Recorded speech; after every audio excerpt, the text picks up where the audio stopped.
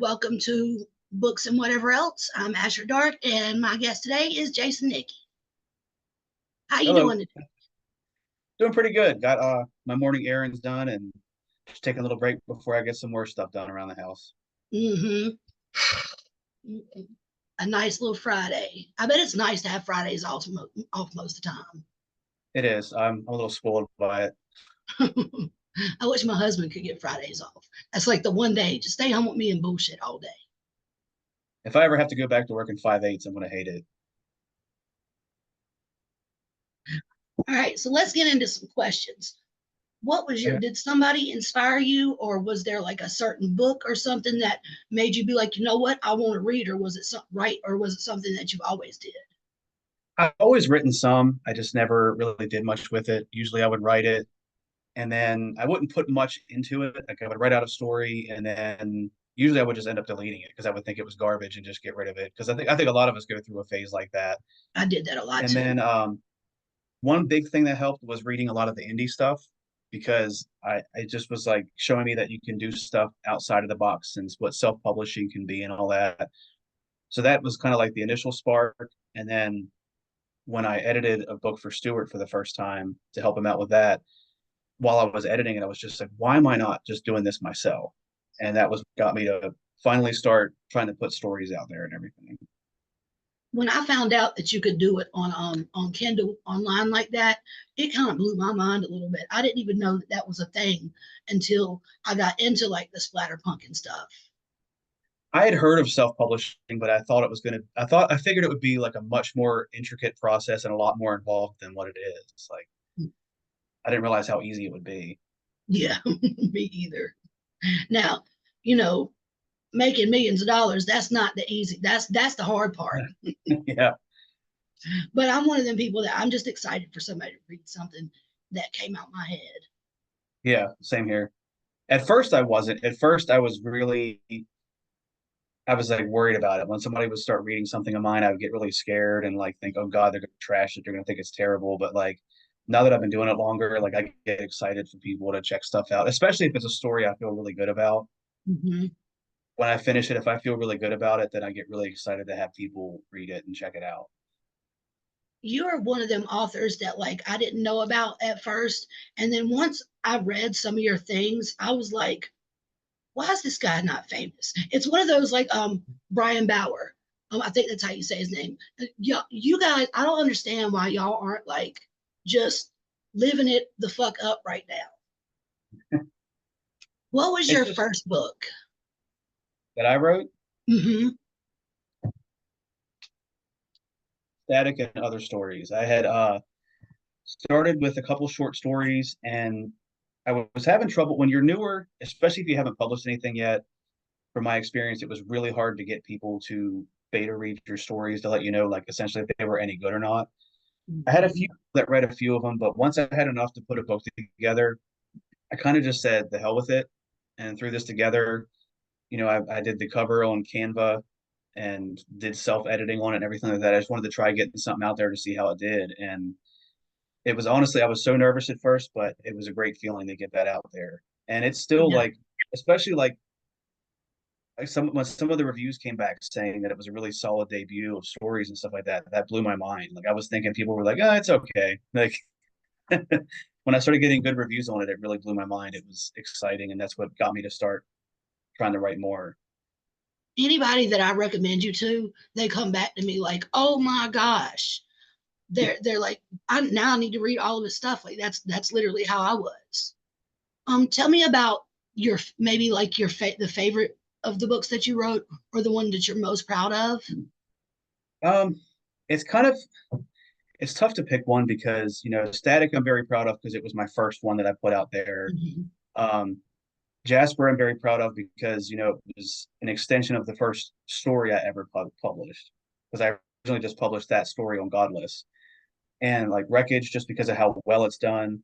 But I would say in general, the one I'm most proud of for what I don't, and I can't even say why. I just feel very proud of that collection. Like That was that was the so most good. confident I've ever felt about any of my stories. That's awesome. Tell me a little bit more about Wreckage, because that book, that's the main one I recommend to people. And I'm like, it's gonna mess you up, and you're gonna be thinking about it for weeks after you read it. Well, I've always liked stuff with like an unreliable narrator and books that are pretty much like a mind fuck. And like I knew from the get go I wanted to write a story like that, but I wasn't sure what to do with it. And funny enough, of all things, what inspired me to do the plane crash aspect of it was watching Yellow Jackets. That makes sense. I It love was that just show. I do too, and I was just like, there's always been something fascinating to me about like the aspect of surviving a plane crash and something like that, Mm-hmm. like the movie Alive, or like Stuart mentioned that the Hatchet books by Gary Paulson. That was a really good story as well.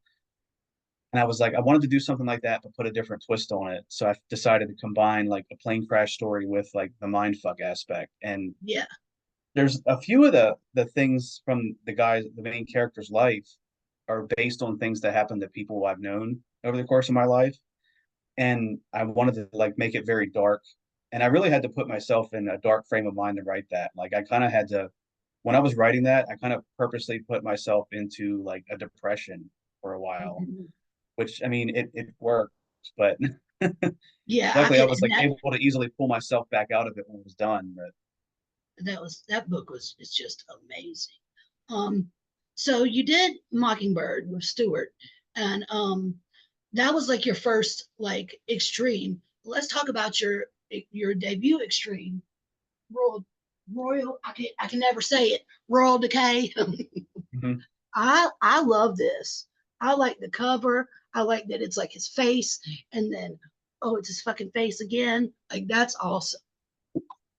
Tell me a little bit Yeah, about this.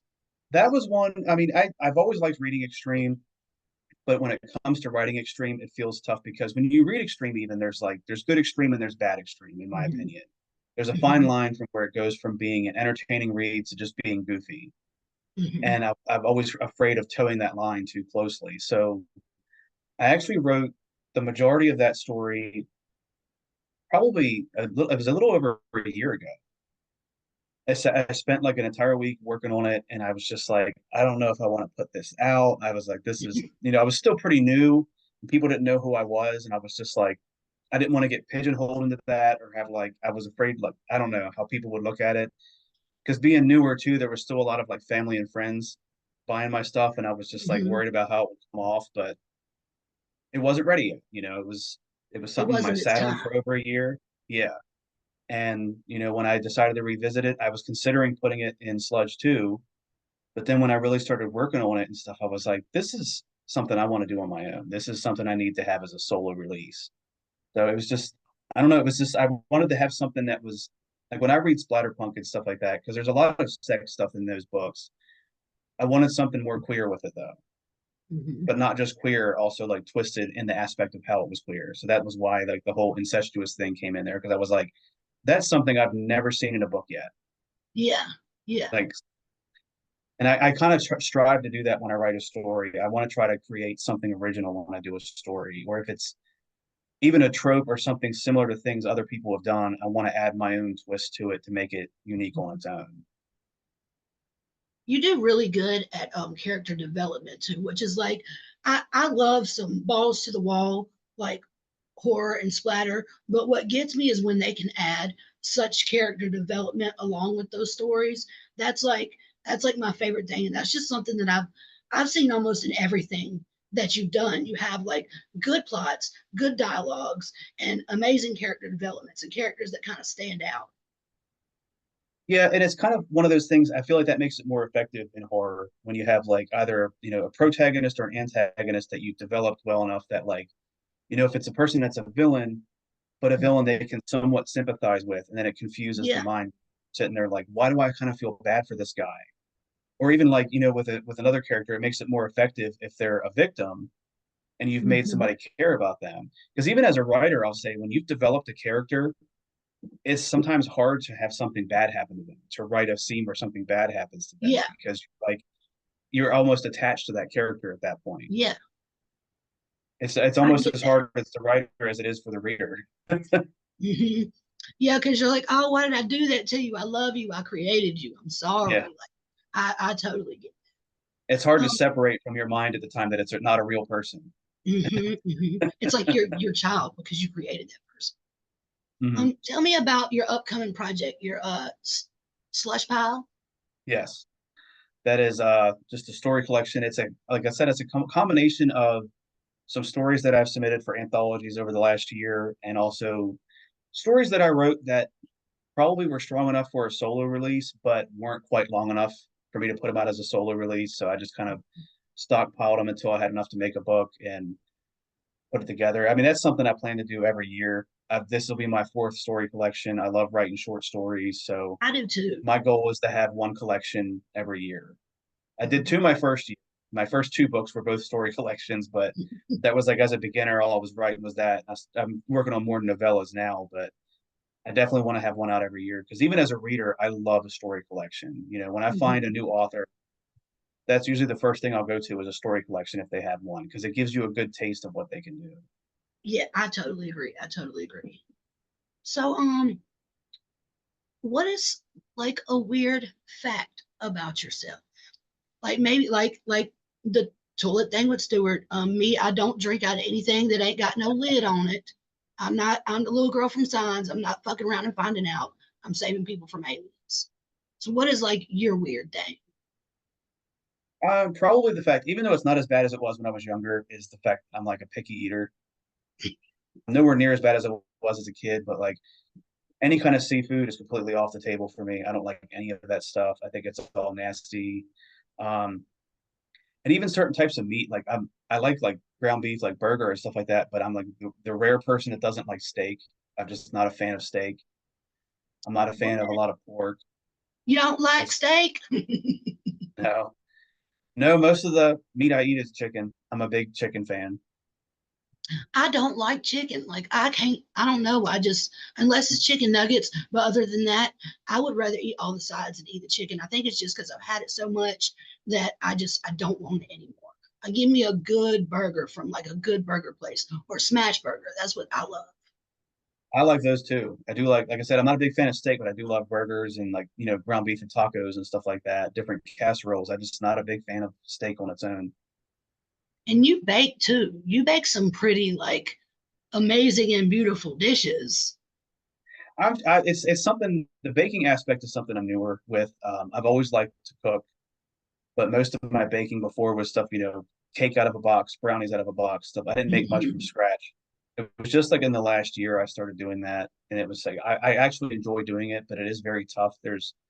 With regular cooking, there's not as much of a science to it, and there's more room for error. Whereas like with baking, I mean, it's a pretty exact science with that stuff. Yeah, you have to get I it still just haven't right. gotten to the point where, yeah, I still haven't gotten to the point where I can bake something like just by eye. Like I still have to have a recipe to follow to make something from scratch. Like you get those moms from back in the day that can bake a cake with like no measurements at all, and it's just My mama. insane. I don't know if I'll ever get to that level.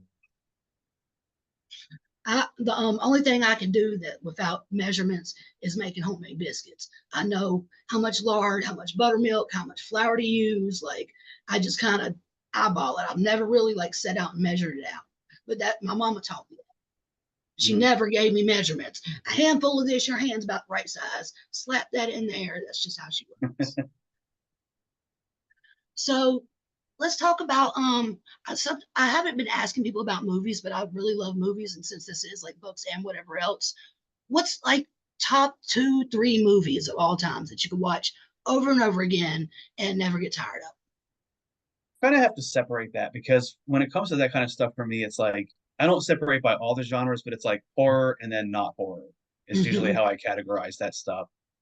Like horror, it's hard to pick one particular from the franchise, but you know, any of the Friday the 13th movies usually they've always been like comfort movies for me. Just I've always loved them. I mean, I got the shirt on right now and everything, but uh those Poltergeist, we mentioned that earlier in our chat, but like I Poltergeist is one love of my those all-time too. favorites. And I even Mhm. like the sequels. I mean, a lot of people didn't like the third one. I still thought it was a fun movie. I like it too. I think that was one of my favorites was the third one actually. I like the mirror aspect of it. Mhm. Everything with the Mhm. mirrors, the way they did that was amazing. Like how you Yep. never see the reflection of the camera and stuff. It's and when you watch some of the behind the scenes stuff, that's really cool too.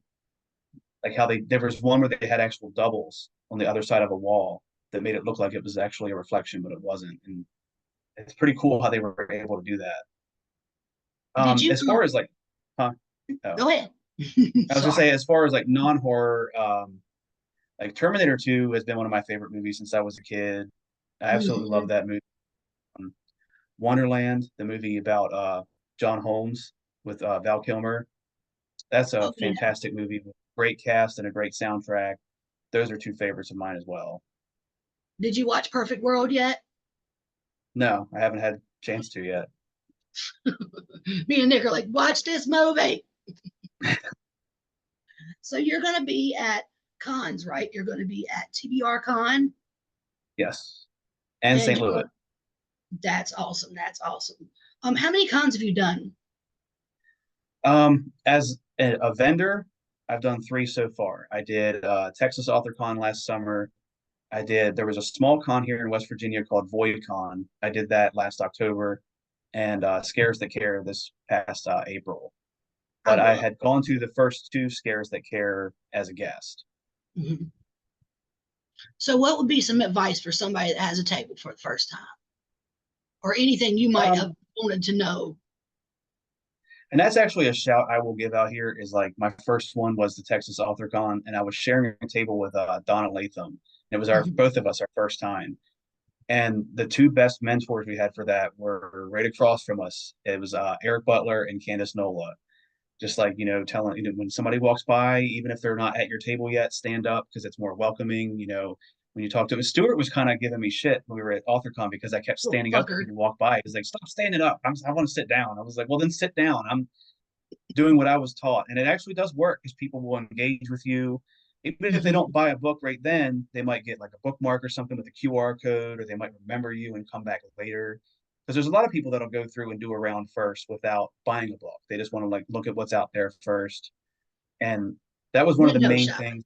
Yeah. And like try not to let your nerves get to you too. Just be like, it's hard the first time, but after your first con, it's so much easier. To me, it was anyway. Like I Awesome. wasn't even remotely nervous about Scares the Care this year because I had already done two small cons. I loved scares. I thought it was fun. I was nervous at first, even as an attendee, but like, there was people there like you, Stuart, Eric Butler, like people that like made me feel comfortable and knew that I had, this anxiety problem and like made sure to be like, hey, you good if you want to sit at our table, that Eric, he was like, if you need to sit somewhere, you can sit at my table, like just so what I'm saying, like open and like helps you. And I enjoy people like that. I enjoy some like people that are like welcoming and like, come on over here, honey, have a seat. We'll take care of you. Bless your heart. Like, not bless your heart, but you get what I'm saying. And that's one of the things I love about the community. It's both with the authors and the readers. It's become like a family with Mm-hmm. certain people. Mm-hmm. I mean, you have your ones that you don't know as well, but you have like your people. And as you go to more cons, it's like you meet new people each time, but Mm-hmm. you get excited to see your people at that con and see them, hang out with them again.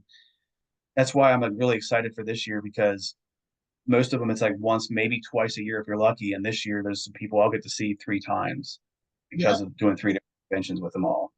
Yep. That's awesome. Well, we're about to wrap it up. Anything you want to say or anything? Nothing offhand that I can think of. I Probably didn't seem to something go you on a will. tangent as bad as Stuart did. His old flat pancake ass. No, I give him so much shit. I don't know why.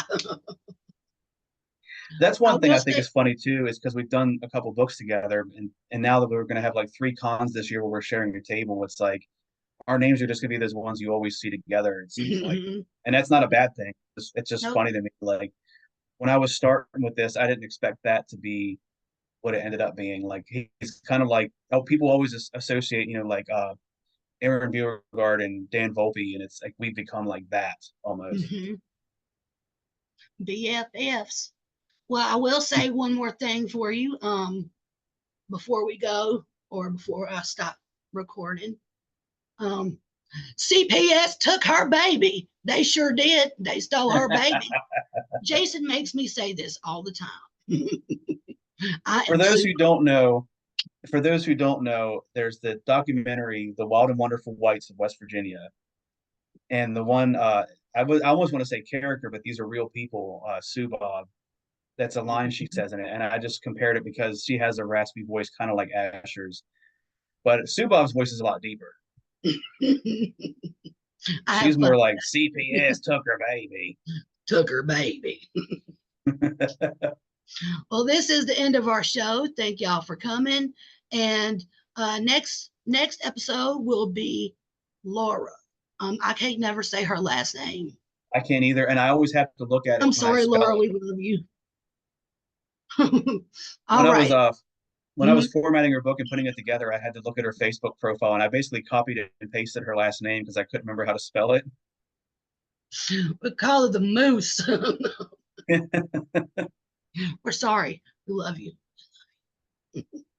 And that's it for the show. Thank y'all for coming.